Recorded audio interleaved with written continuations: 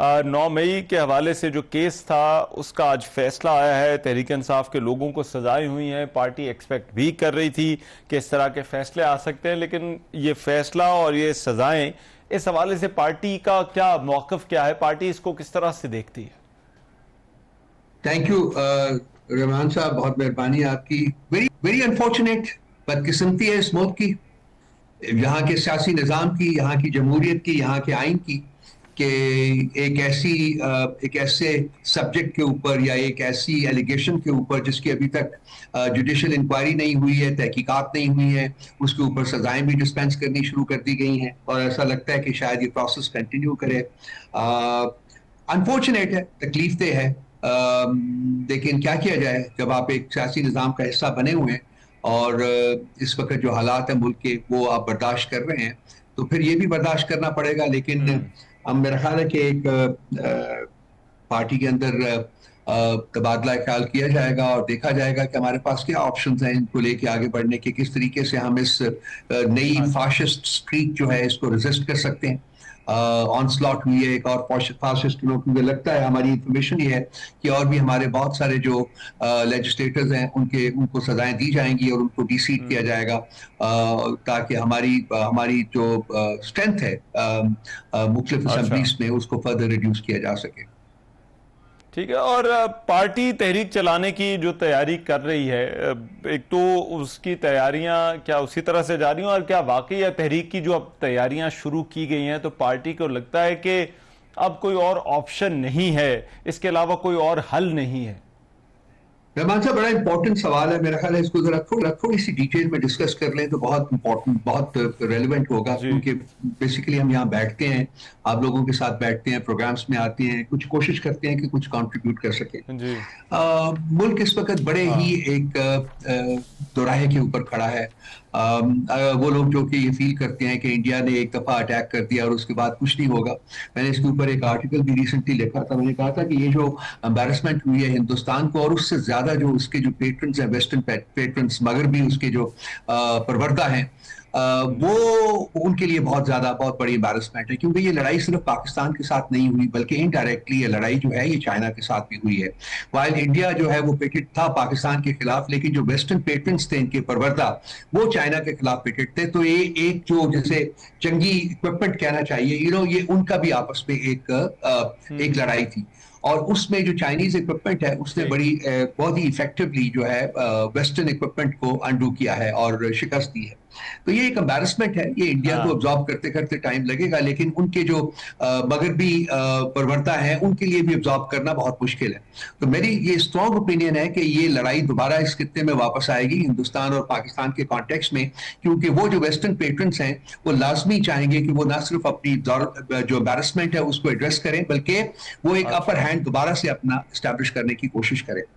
तो ये जैसे इन 4 दिनों के दौरान मुल्क, तो आपको पता है कि यूनिटी के नाम की कोई चीज यहाँ मौजूद नहीं है। बहुत अरसे से, जब से पीटीआई के खिलाफ उन्होंने रियासत की दहशतगर्दी शुरू हुई है, लेकिन इन 4 दिनों में, 5 दिनों में पीटीआई का जो रोल रहा है वो भी सबने देखा है, हमारे सोशल मीडिया का रोल भी देखा है।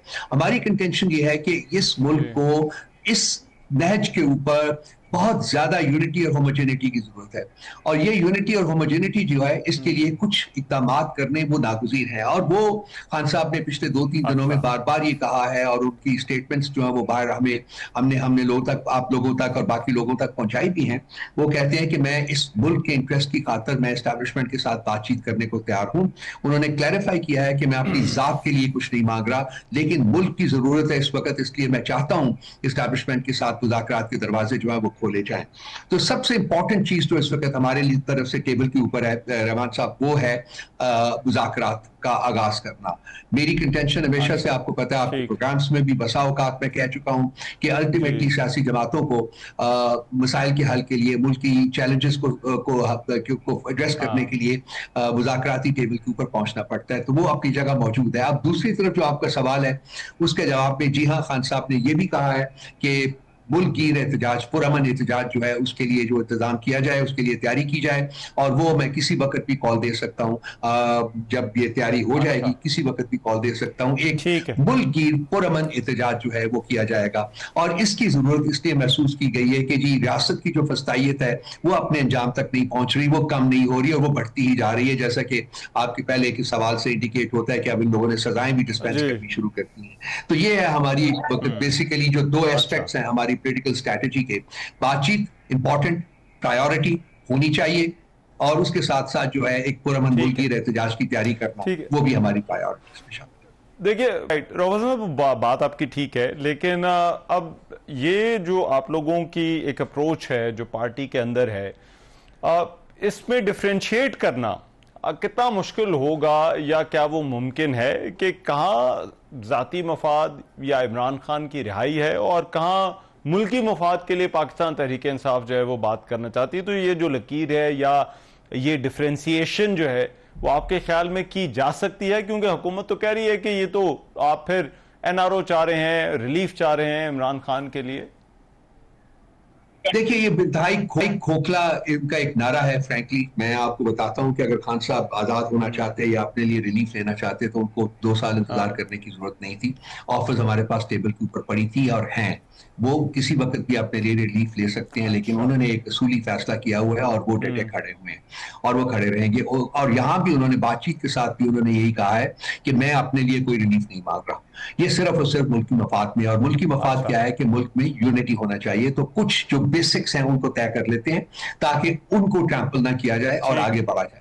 बाकी सियासी जो जद्दोजहद होती है वो तो हर पॉलिटिकल पार्टी का हक है, लेकिन हमें तो ये वो भी डिनाई की गई है। और हम सियासी एहतजाज करने की भी इजाजत हमें नहीं दी गई पिछले 3 सालों में। आपको पता है कि जो जब भी हम लोगों ने कोई ऐसा काम करने की कोशिश की है तो किस तरीके से रियासत की फस्तायत जो है वो नमूदार हुई है।